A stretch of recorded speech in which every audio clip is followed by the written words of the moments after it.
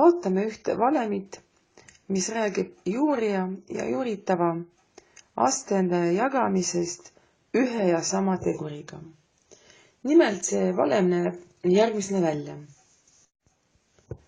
Valem ütleb järgmist, et juure väärtus ei muutu, kui juurijat ja juuritava astendajat ehk siis n-i ja m-i korrutada ühe ja sama naturaalarvuga või jagada nende ühise teguriga. Näiteks 27. juur A-st astmes 9 ei ole midagi muud kui tegelikult 3. juur A-st astmes 1 ehk lihtsalt tegemist on kuupjuurega A-st. Kuna nii 9 kui ka 27 mõlemad jaguvad 9-ga. Vaatame ka tähtavaldist. 4. juur 36 A-astmes 2. Võib tähele panna, et 36 on 6 aste, see on 6 ruut, ehk kirjutame ta ümber 6 astmes 2 korda A-astmes 2. Eespoolt toodud valemi järgi me näeme, et nii juurija kui ka juuritava astendajad jaguvad 2-ga. Nii et jagades me saame ühe lihtsama juure. See on nüüd juba teine juur, arvu 2 me juurijaks ei pane kokkuleppeliselt. Ja 6 jääb astmesse 1, ühte me ka ei pane astendajaks.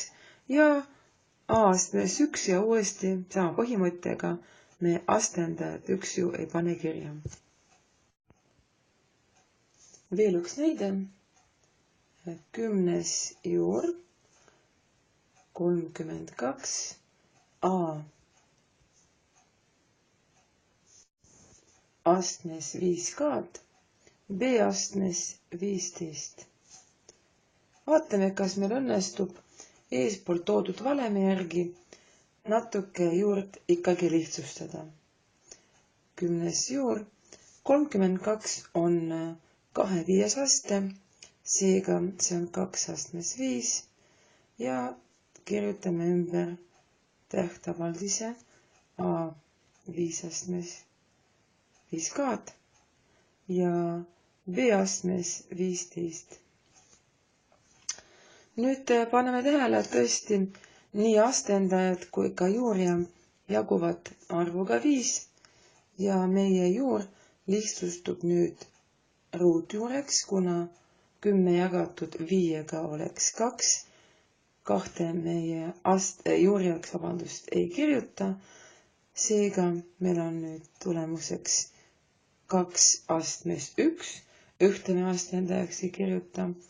A astmes jagatud siis 5-ga, 5 kaad jagatud 5-ga on K ning ka B astmes 3.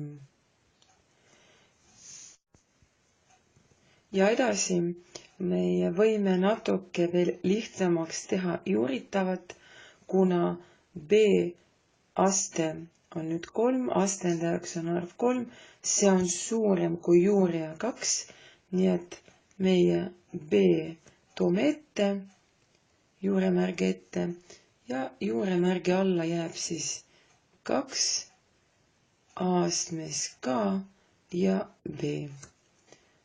Selle B tõime sellepärast ette, et meil oli tegemist ruutjuure all 3B-ga, nii et üks paar annab meile ilusti B ette.